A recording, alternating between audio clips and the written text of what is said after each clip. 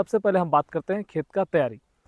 अगर आपका खेत पड़ती रखा हुआ है, मान लीजिए साल भर रखा हुआ है, क्योंकि पहले कोई दूसरा फसल भी उसमें आप लगाए हैं, एक बार इसमें गहरी जुताई आपको अवश्य करना है। गहरी जुताई करने से आपको होता क्या है, मिट्टी में एरेशन होता है, प्रकाश का, सूर्य का प्रकाश का रोशनी पड़ता है, जो खरपतवार के जड़ होते हैं नष्ट हो जाता है। बहुत सारे ऐसे कीट है, बहुत सारे ऐसे फंगस है जिसके कीट का अंडा रहता है, फंगस का बीजाणु होता है, क्या होता है, सब नष्ट होता है। इसीलिए मिट्टी पलट हल से जुताई करना हमारा बहुत ही जरूरी होता है। मिट्टी पलट हल से जुताई करना हमको क्या करना है, रोटावेटर से जुताई करना है। रोटावेटर से जुताई करने के फिर 2 बार कल्टीवेटर से जुताई करना है, फिर 1 बार रोटावेटर से धीरे गति से चलाना है रोटावेटर, तो खेत हमारा बिल्कुल मिट्टी भुरभुरा हो जाएगा, खेत समतल हो जाएगा। इसके बाद क्या करना है, हमको ड्रिप सेटअप करना है। तो ड्रिप सेटअप हम देखते हैं, अगर आपको टेम्प्रोरी लगाना है ड्रिप, तो 1 एकड़ में लगभग 15,000 रुपये तक आपका खर्चा होगा। लपेटा पाइप में आप लेटरल सेट करके आप ड्रिप लगा सकते हैं। कम खर्च में ड्रिप लगाने का वीडियो मेरे चैनल में खोज के आप देख सकते हैं। अब ड्रिप भी हमारा लग गया। अब हमको तैयार करना है मेड़। मेड़ तैयार करने का हमको क्या करना है, अगर खीरा खेती हम कर रहे हैं तो मेड़ का दूरी हमको 4.5 फीट रखना है। तो 4.5 फीट दूरी पर हमको लेटर को बिछाना है, मतलब 4.5 फीट दूरी पर हमको मेड़ बनाना है।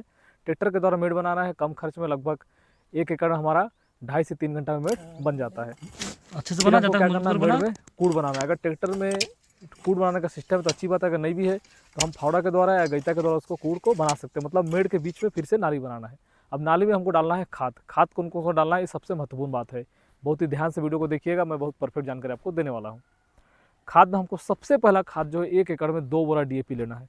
सुन के आपको डर लगेगा, लेकिन ऐसा कोई बात नहीं है, 2 बोरा DAP आपका लग ही जाता है। साथ में 2 बोरा सिंगल सुपर फास्फेट डाल देना है, 1 बोरा म्यूरेट ऑफ पोटाश। ये सबसे आवश्यक खाद होता है, इसको डालना ही पड़ेगा। मतलब 2 बोरा DAP, 2 Bora single super phosphate, 1 Bora muriate of potash, ये आपको डालना ही डालना है।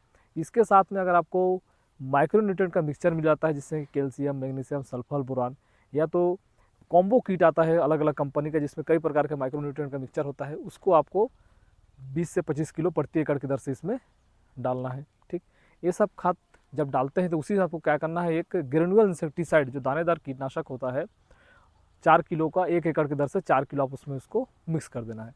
अब खाद को हमको अच्छे से मिलाना है, इसमें और किसी प्रकार का कोई खाद आपको बिल्कुल नहीं डालना, इतना ही डालना है। इसको अच्छे से मिलाने के बाद इसको हमको अलग रख लीजिए। ठीक, अब आपको एक खाद और मिलाना है, गोबर का खाद। गोबर इसलिए आपको डालना है कि ये आपको उत्पादकता को बढ़ाता है। खीरा को लंबे समय तक, आपको 15 तुड़ाई 17 तुड़ाई तक आप इसमें तुड़ाई कर सकते हैं। और खाद बिल्कुल डालना चाहिए, सिर्फ रासायनिक खाद आप यूज मत कीजिए। आपके खेत में, आपका खेत का उर्वरा शक्ति घटते जाएगा। साथ में थोड़ा सा आपको जैविक खाद भी डालें। जैविक खाद में मुख्य रूप से होता है आपका गोबर का खाद, सड़ा हुआ गोबर को खाद लेना है। इसके साथ आपको क्या मिलाना है, माइक्रोराइजा। माइक्रोराइजा अलग अलग कंपनी का मार्केट में मिल जाता है। गोबर के साथ अच्छे से आप मिला लीजिए और गोबर के खाद को आप अलग से रख लीजिए। सबसे पहले आप डाल दिए रासायनिक खाद, कूड़ में रासायनिक खाद डाल दिए। फिर क्या करें, ऊपर से गोबर खाद डाल दिए। रासायनिक खाद नीचे रह गया जो मिक्सर हम बनाए थे, फिर ऊपर से आप गोबर खाद। 1 एकड़ में लगभग 2 ट्राली गोबर की जरूरत पड़ता है। 10 किलो माइक्रोराइजा उसमें मिला दिए। ऊपर से माइक्रोराइजा और गोबर का मिक्सचर को ऊपर कर डाल दिया, फिर मेड़ को हम ढक दिए। ये हमारा काम हो गया। इसके बाद क्या करना है, हमको ऊपर से लेटल बिछाना है, मल्चिंग लगाना है। 1 एकड़ में लगभग आपका 4 बंडल मल्चिंग लगता है। 4 बंडल मल्चिंग अगर आप 1500 रुपये का पड़ता है, 6000 का मल्चिंग लग जाएगा। अब मल्चिंग बिछाना हो गया, पूरा आपका कंप्लीट हो गया। अब लगाना है आपको बीज। तो बीज लगाने से पहले आपको ध्यान देना है कि जब आप बीज लगाते हैं तो होता क्या है कि चूहा उसको खा जाता है। ये सबसे ज़्यादा नुकसान होता है, मतलब खीरा खेती शुरू होने से पहले नुकसान होना शुरू हो जाता है। तो चूहा का नियंत्रण करने हमको क्या करना है, मल्चिंग को पहले छेद नहीं करना है। हमको क्या करना है, चावल या मुर्रा या मक्का, ऐसा कोई अनाज जो को चूहा पसंद करता है, उसमें क्या करना है, चूहा मारने वाला दवा आपको कमांडो नाम के मार्केट में मिल जाता है, या तो कोई भी दवा हो, जैसे कि जिंक फॉस्फेट होता है खासकर। इसको क्या करना है, चूहा मारने वाली दवा को दाना के साथ अच्छे से मिलाना है, अनाज के साथ मिलाना है और उसको छिड़क देना है। शाम के समय छिड़के, क्योंकि चूहा जो होता है, छोटा छोटा चूहा होता है, रात को ही निकलता है। दाना को खा गया तो मर जाएगा, फिर उस दाना जहर के डर से भाग जाएगा। आपका खेत फ्री हो गया रात भर में। सुबह आपको क्या करना है, मल्चिंग को छेद करना है। अब छेद करने का तरीका क्या है, देखिए। सबसे पहले जो 1-1 फीट का दूर पे नोजल होता है, तो एक में 1 छेद कीजिए, फिर दोबारा जाके फिर 2 छेद कीजिए, फिर एक में 1 छेद कीजिए, फिर दोबारा 2 छेद कीजिए। इस प्रकार का आपको खीरा लगाना है। तो छेद जब आप कर लिए, छेद करने के बाद आपको क्या करना है, बीज तुरंत लगाना है। 1-1 छेद में 1 बीज लगाना है और तुरंत आपको क्या करना है, पानी चला देना है। मतलब लेबर थोड़ा सा ज़्यादा ले लीजिएगा, 8-10 रेजी ले लीजिएगा महिला वाले, तो फटाफट छेदा भी हो जाएगा, फटाफट लग भी जाएगा, तुरंत पानी भी चला देंगे। पानी चला देने से क्या होता है कि खेत गीला हो जाता है, तो चूहा परेशान नहीं करता है। चूहा गीला जगह में जाना पसंद नहीं करता है। तो इस प्रकार से चूहा का नियंत्रण आप कर सकते हैं। अब आता है वैरायटी कि कौन सा वैरायटी सबसे परफेक्ट होता है। देखिए अभी तक जो भी खीरा का वैरायटी है, सबसे ज़्यादा मुनाफा देने वाला अगर वैरायटी है तो वो है वी एन आर का क्रीस।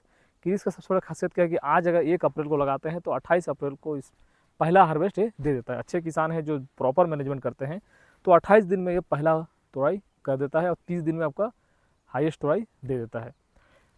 अगर हम गोबर खाद डालते हैं और अच्छा प्रॉपर इरिगेशन मैनेजमेंट करते हैं, प्रॉपर फर्टिलाइजर मैनेजमेंट करते हैं तो 15 से 18 तोड़ाई तक क्रीस भी देता है और 200 से 250 कुंटल तक उत्पादन प्रति एकड़ से होता है। इसीलिए वैरायटी अगर देखते हैं हम तो क्रीज वैरायटी। अब बात करते हैं कितना बीज लगता है। अगर जिस तरह से हमें छेद बताया कि 1 छेद फिर दोबारा 2 छेद, इस हिसाब से आपको 30 पैकेट प्रति एकड़ में आपको लगेगा। अब किसी का दूरी अलग रहता है, किसी का छेद अलग रहता है, उस हिसाब से मतलब 25 से 30 पैकेट मतलब 250 से 300 ग्राम दाना आपको प्रति एकड़ से लगता है। तो किसान भाई ये था खीरा खेती के बारे में कि बीज लगाने तक हमको क्या क्या करना पड़ता है।